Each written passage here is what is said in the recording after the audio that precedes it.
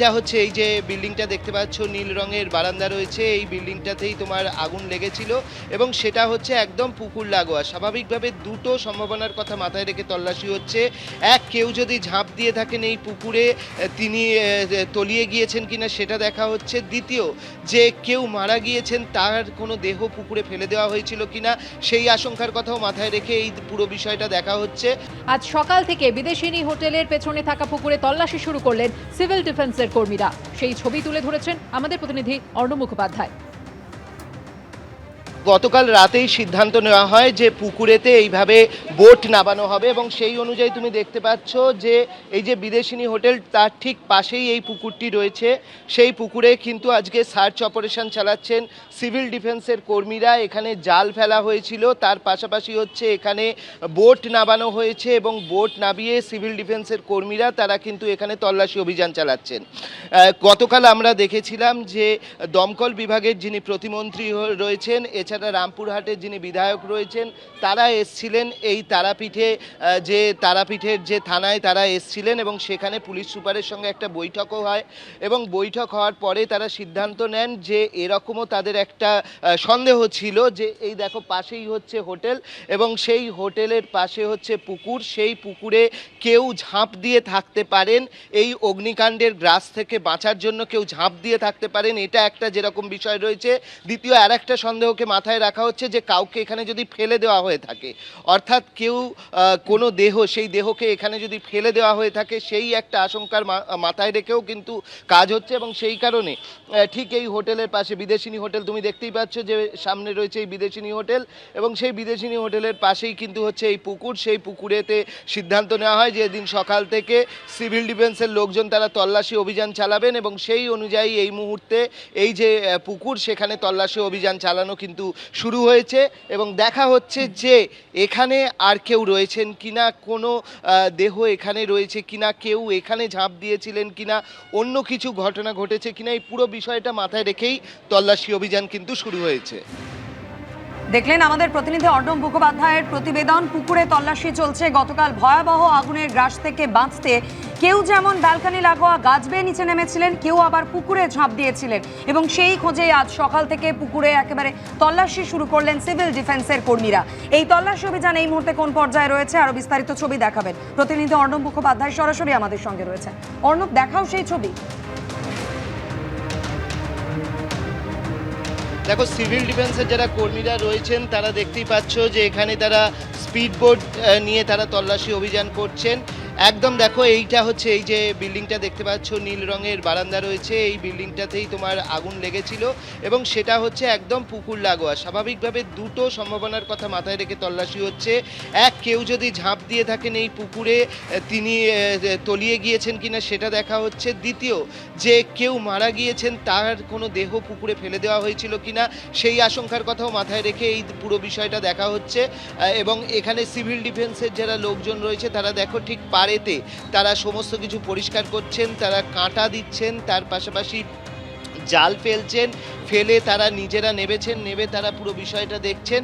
অন্যদিকে speed boat রয়েছে, সেই স্পিড বোট দিয়েও কিন্তু এখানে পুরো এই যে পুকুরটা রয়েছে সেই পুকুরটা পুরোটা স্পিড বোট দিয়ে সমস্ত প্রান্ত কিন্তু দেখা হচ্ছে এবং এখানে মাঝে মাঝেই এই স্পিড বোট খুব জোরেতে চালানো হচ্ছে যাতে তরঙ্গ তৈরি হয়, যাতে নিচে যদি কোনো দেহ থাকে সেই দেহ যদি ভেসে ওঠে, সেই কারণে কিন্তু এখানে স্পিড বোট জোরে চালানো হচ্ছে এবং এইভাবেই সিভিল ডিফেন্স সকাল থেকে নেমেছে। এই মুহূর্তে দেখো যে সিভিল ডিফেন্সের যে স্পিড বোট রয়েছে সেই স্পিড বোট কিন্তু সামনেই একদম চলে এসছে।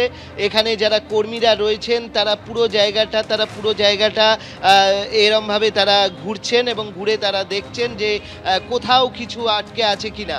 মাঝে মাঝেই তারা এখানে জোরে চালানোর চেষ্টা করছেন, যার ফলে একটা তরঙ্গ তৈরি হচ্ছে এবং সেইটাও কিন্তু তাদের এই তল্লাশি অভিযানেরই একটা অংশ এবং সেইভাবে কিন্তু গতকাল আমরা দেখেছিলাম যে দমকল বিভাগ বিভাগের প্রতিমন্ত্রী তিনি এসেছিলেন থানাতে, সিভিল ডিফেন্সের সঙ্গে বৈঠকও করেছেন, তারা পুলিশ সুপারের সঙ্গে বৈঠক করেছেন। তার পাশাপাশি হচ্ছে মেঘালয়ের যে যারা মারা গিয়েছেন তাদের দেহ মেঘালয়ের উদ্দেশ্যে রওনা করিয়ে দেওয়া হয়েছে কালকে রাতেই, এবং সেই সমস্ত করার পরেই সিভিল ডিফেন্সকেও নির্দেশ দেওয়া হয়েছিল যে আজকে তল্লাশি অভিযান চালানোর জন্য। সেই অনুযায়ী এদিন সকাল থেকে সিভিল ডিফেন্সের কর্মীরা তারা নেমেছেন একদম এই বিদেশিনী হোটেল লাগোয়া পুকুরে, এবং সেখানে তারা তল্লাশি অভিযান কিন্তু চালাচ্ছেন এই মুহূর্তে। ধন্যবাদ অর্ণব।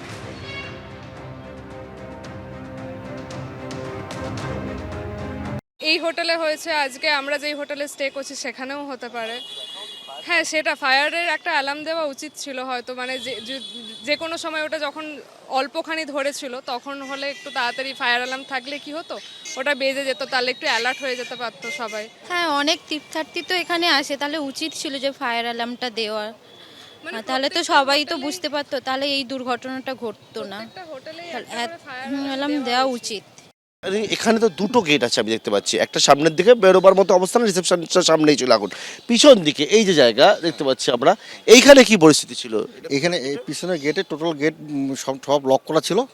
এবার ফার্স্ট ফ্লোরে ছিলাম, অন্য ফ্লোরটা আমি দেখিনি, পরে হচ্ছে ফায়ার ব্রিগেড লোকটা এসে তালা খুলে পরে হচ্ছে আমাদেরকে রেস্কিউ, তিনজন আমাদের ছিল তাদেরকে রেস্কিউ করেছে। অর্থাৎ এই যে গেট পিছনে সিঁড়ি একটা দেখতে পাচ্ছি, এই সিঁড়ি দিয়ে মানে এখানে গিয়ে বেরোবার জন্য যে দরজাগুলো ছিল সেই দরজা আপনার ফ্লোরে দেখলেন কি লক করা? হ্যাঁ, একদম ওই ক্লাস ফ্লোর গেটে মানে গ্রিলের গেট ছিল, ওটা তালা দেওয়া ছিল, মানে কেউ বেরোতে পারছে না। না না সিঁড়ি দুটো থাকলেও একটাই কাজ হচ্ছে। হ্যাঁ, পরে ফায়ার ব্রিগেডের লোক এসে পরে সিঁড়ি ভাঙলো, সিঁড়ি তালা ভেঙে তারপর তিনজনকে বাই করেছে।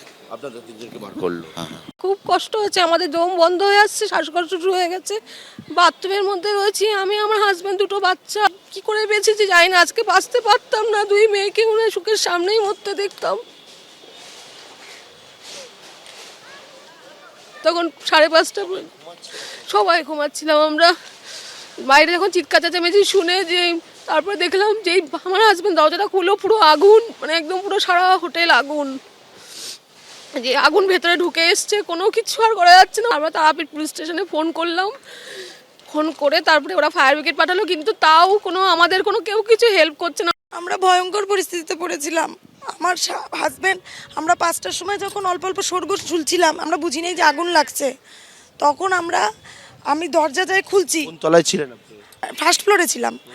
তারপরে আমি যে দরজা খুলছি তখন আগুনের প্রচণ্ড ধোঁয়া আর আগুনের তাপ, মানে দরজা খোলা যাচ্ছিল না। তখনই আমাদের ঘরের সব লাইট কিভাবে বেরোলাম, হচ্ছে আমাদের ব্যালকনি ছিল, ব্যালকনিতে ব্যালকনিতে আসার পরে আমার হাজব্যান্ড ওই ব্যালকনির গ্রিলের উপরে উঠে, গ্রিলটা অল্প একটু ফাঁকা ছিল, গ্রিলের থেকে পাশের বিল্ডিংয়ে, মানে পাশের যে ফ্লোরটাতে, পাশের জায়গাতে উনি লাফ মেরে উপেসে গেলেন।